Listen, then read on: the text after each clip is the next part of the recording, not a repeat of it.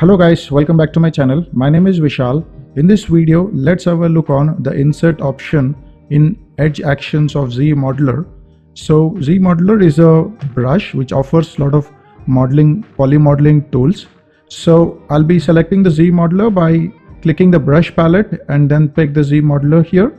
Or I can press B, Z and M. Once you got the ZModeler in the hand, hover the cursor on the edge and then hit spacebar to pick the Inset tool. And then we have target and the modifier section. So we have the target where the default one is edge, and I'm going to select that and leave the other modifiers to default, and then just click on any of the edge and drag it. And you should be able to see here the polygon is scaled down to create a border loop there. And this is what the Inset tool does for you. So if I generally select edge loop partial and then select this particular edge, and then you should be able to see the edge what I have created here, the edge which I've selected here has created a border for the whole loop of polygons, but it stopped here because the loop is broken here. Loop is generally formed when you have parallel quad faces arranged side by side. Anytime if that the loop breaks, you get this kind of star points or triangle points. So here the loop is broken, so that's what you're not getting the loop further inside. But you can choose edge loop complete, and then you should be able to see that loop is going forward beyond that point to create the inset. We also have poly loop. Now if you could see, whenever I'm selecting an edge, the parallel edges are inset, whereas the poly loop is the perpendicular edges are insets. So you can choose between those options here. We have a center and border option in the modifier section, where I'm getting the polygon faces created, where this light colored polygroup is the center and the dark colored polygon is the border. Now if I just say border only and then click and drag, you should be able to see I'm only creating the border loops here. I'm not creating any center polygons. The polygons are not there. In fact, they are sort of deleted. Now if I choose center only, then you should be able to see I've created the polygons for the center, while the border is not created or deleted. So that is what the modifiers center and border is about. Now insert region and insert each polygon. So when I'm selecting the loop, it is considering the total affected loop as a region, and you're getting that as one single object.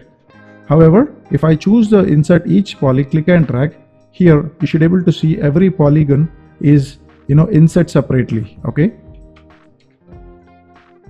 you have equidistance and you got standard. So equidistance and standard is a way to control the thickness of the border. So right now it is equidistance, where this border thickness is try to same throughout the length of the loop there. Whereas if I choose the standard one, you should be able to see the thickness is quite different, and the thickness is equal. I could see the thickness is of same measurement, whereas this one is respecting the polygon sizes. Okay, the equidistance.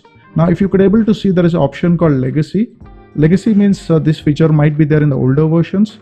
So I could just click and drag, and you should be able to see the border is not assigned with any polygon group, and that's what the major difference here between the other two options here. So we have no size limit.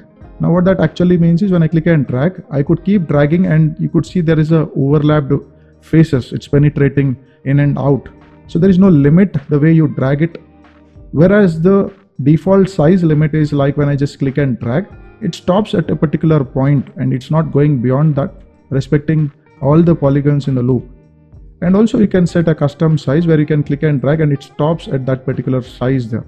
So you can keep changing those sizes to get a different thickness along the edges there.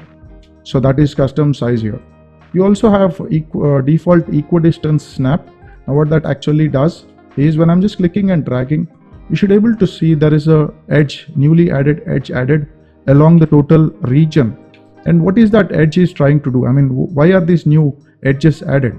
Now the idea is to maintain the uniform thickness of this border poly loop there. So keeping that in mind, the tool is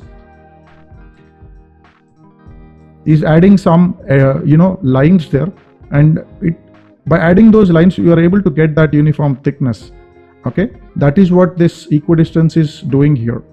You have custom equidistance snap. This can sometimes avoid those newly added lines here, which affects the thickness throughout the border. So you can choose between those. So default equidistance is adding too many newly added edges, but at the cost of giving that uniform thickness around this border. So unless until you are very much concerned about this thickness, you can stay with this. So this is Inset tool, and if you got any questions related to this tool, let me know in the comment section. If you like the video, hit the like button and subscribe the channel. Thank you.